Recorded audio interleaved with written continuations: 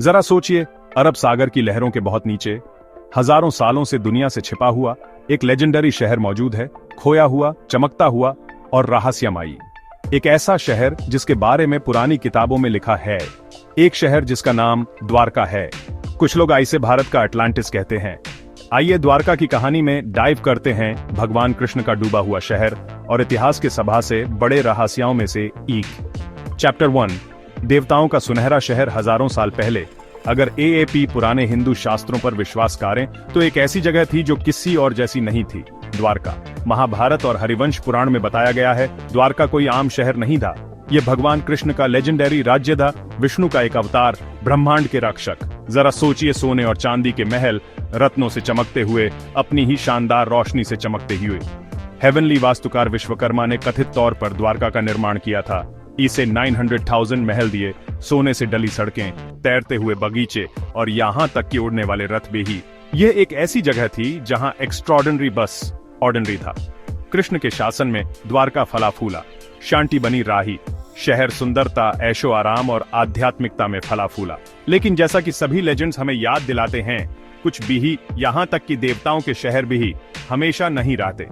Chapter 2, श्राप और पतन। इन पुरानी कहानियों के अनुसार कृष्ण के दुनिया से जाने के बाद सब कुछ बदल गया।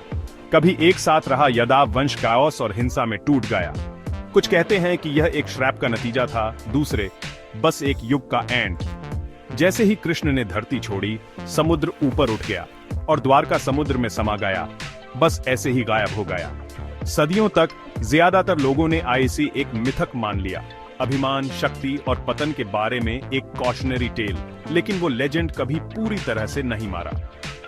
चैप्टर 3, समुद्र के नीचे एक खोज। सीधे 2001 में आते हैं। इंडिया के national institute of ocean technology NIOT की एक टीम आधुनिक द्वारका के पास समुद्र तल की स्कैनिंग कर रही थी। उन्हें जो मिला उसने सब कुछ बदल दिया। सोनार स्कैन में सीधी रेखाएं, आयत, ग्रिड जैसे पैटर्न दिखे, जो प्राकृतिक फॉर्मेशंस के लिए बहुत सटीक थे। गोताखोर नीचे गए और मिट्टी के बर्तन के टुकड़े, पत्थर के लंगर और औजार लाए। सब कुछ हजारों सालों से 100 फीट पानी के नीचे छिपा हुआ था।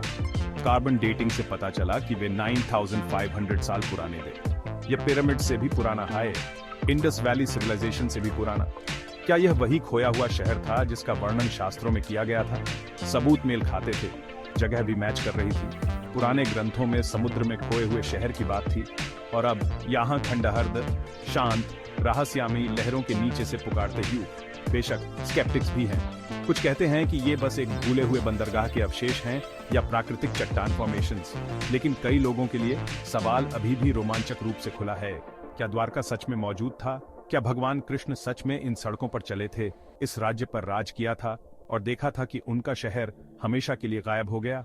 एक बात तो तय है, द्वारका की कहानी चलती रहेगी, चाहे मिथ हो या मेमोरी। यह हमें आकर्षित, प्रेरित करता रहेगा और हमें और गहराई से देखने के लिए बुलाता रहेगा।